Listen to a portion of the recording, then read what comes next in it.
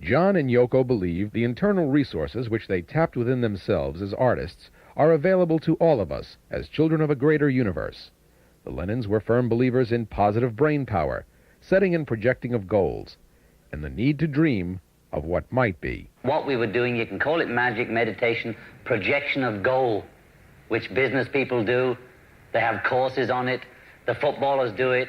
They pray, they meditate before the game, they visualize themselves winning. Billie Jean King visualizes every move on the court. What we were doing, we were early pioneers of that movement, which is to project a future which we can have goals which we can reach. Right? People project their own future. So what we wanted to do was say, let's imagine a nice future. She's right.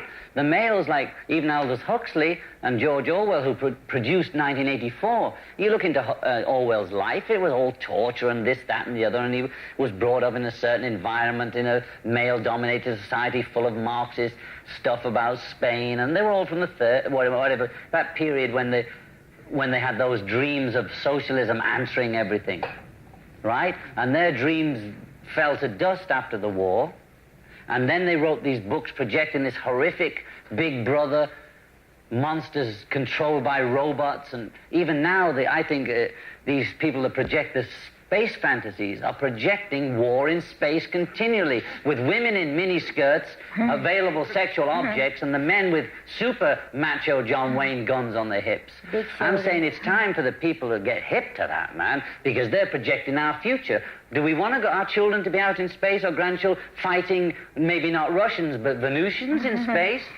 You see, if it works for a football player and a tennis player, it can work for all of us. We have to project a positive future.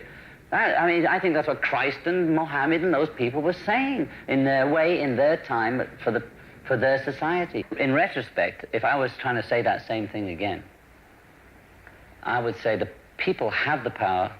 I don't mean power of the gun.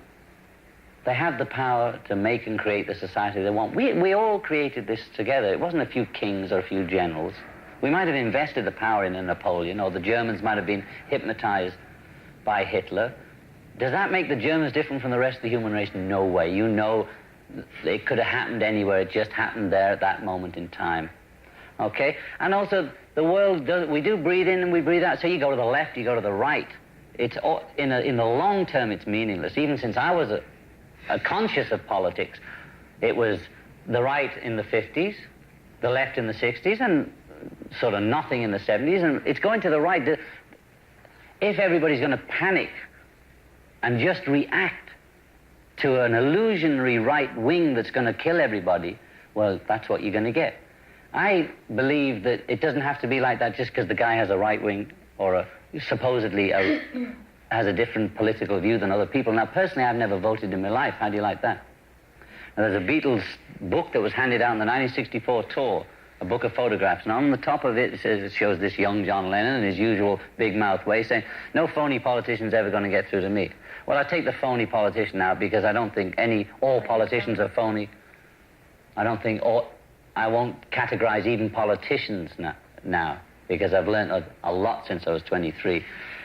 But I don't think politics is the only answer, you see. I think this idea that we elect these leaders and then expect them to do miracles for us.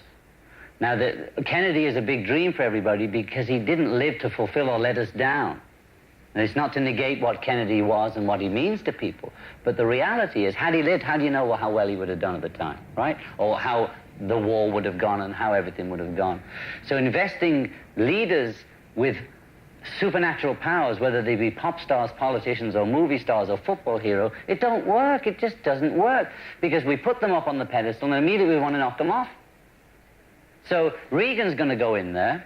All the so-called rightists are all going to be waiting for him to do what they want. And when he doesn't, because it's impossible, because the presidency is such a vast, awe-inspiring position for any man to be in, and it means a lot more than some local right-left group, that he cannot possibly fulfill the dreams of the right wing, the same way as Carter or Kennedy could never fulfill the dreams of the left wing. People are believing in projecting their own power, visualizing goals, visualizing positiveness, and doing these things. It all takes time. You see, I think that the bit about, you know, the 60s, we're all full of hope, and then everybody got depressed, and the 70s were terrible.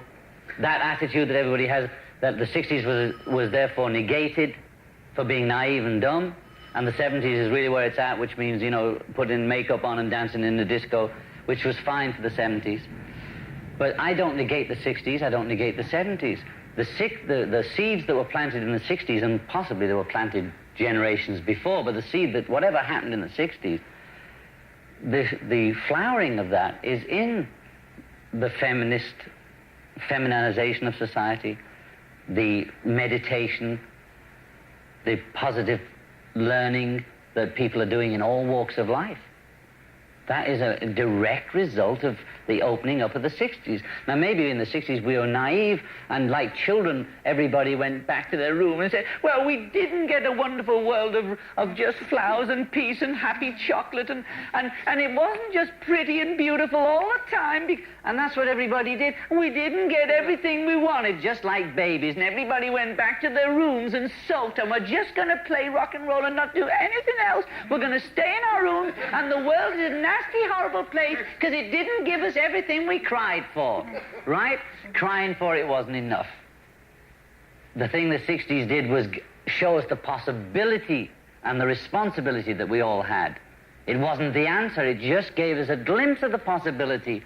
And the 70s, everybody's going, nyeh, nyeh, nyeh, nyeh, and possibly in the 80s, maybe everybody say, okay, well, let's project the positive side of life again. You know, the world's been going on a long time, right? It's probably going to go on a long time. As he entered his 40s, John Lennon realized some fundamental changes in his attitudes were taking place. In this section of our interview, he describes this mellowing of attitude which accompanies maturity.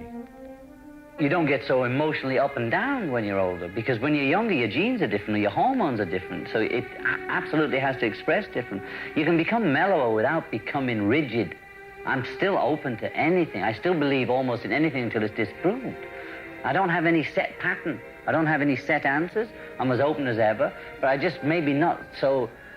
My hormones don't work the same, that's all. You know. The conversation now came full circle, from his philosophy to music once again. As John Lennon evolved into a more positive human being, so was the music evolving. Lennon saw a positive development in that many musical styles and tastes were coming together to form the fabric of 80s music. Here he describes those various styles and his work on Double Fantasy.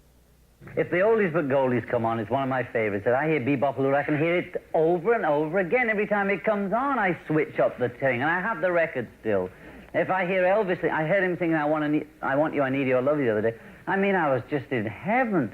I know, of course I was going back to my youth and remembering the dates and what was going on when I heard that music. Bruce Springsteen's Hungry Heart, which I think is a great record, is, to me, it's the same kind of period sound as Starting Over.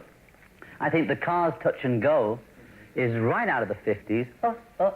That new wave, a lot of it is 50s stuff, but with the 80s styling, and that's what I think Starting Over is. It's a 50s song made with an 80s approach.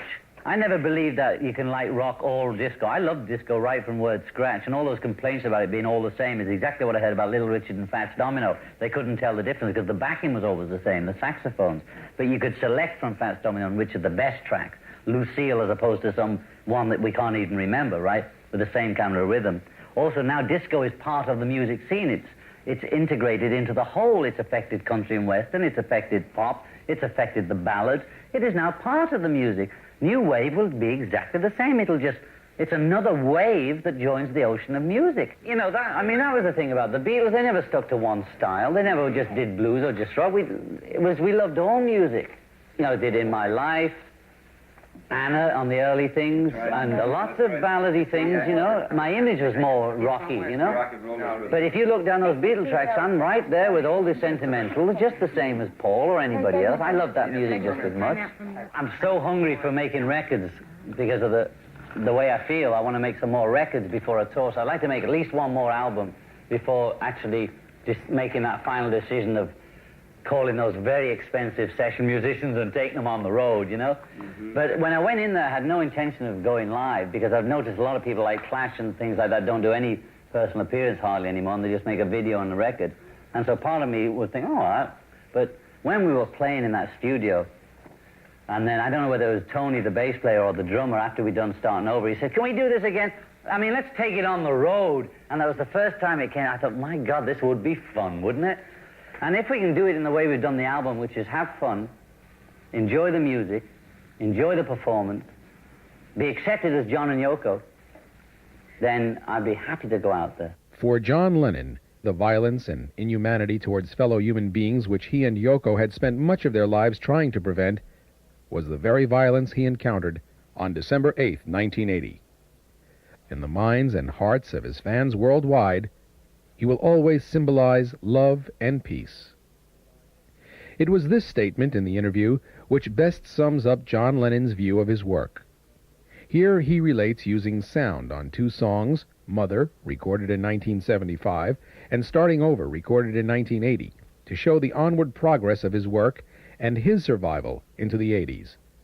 The beginning of Mother, the Plastic Ono album, you hear this litany, boom, very slow church bell, which is like a death knell. I don't believe in, and the Freudian things about mother and father. And that was a kind of negative positive. I was trying to make a positive out of a negative, but it was heavy going. And the reason this one goes ting, ting, ting is to show that I've come through. And whoever's listening must have come through or they wouldn't be here. And that's because I always consider my work one piece, whether it be with Beatles, David Bowie, Elton John, Yoko Ono, and I consider that my work won't be finished until I'm dead and buried, and I hope that's a long, long time. So to me, it's part of one whole piece of work from the time I became public to now. And that's the connecting point between that. And the 80s, it's like we got a new chance. I sat belonely down a tree, humbled, fat and small. A little lady sing to me, I couldn't see at all. I'm looking up and at the sky to find such wondrous voice. Puzzle, puzzle, wonder why I hear but have no choice. Speak up, come forth, you ravel me, I potty menthol shout. I know you hid me by this tree, but still she won't come out. Such softly singing lulled me sleep an hour or two or so. I waked me slow and took a peep, and still no lady show. Then suddy on a little twig I thought I see a sight, a tiny little tiny pig that sing with all its might. I thought you were a lady, I giggled, well I may. To my surprise the lady got up and flew away.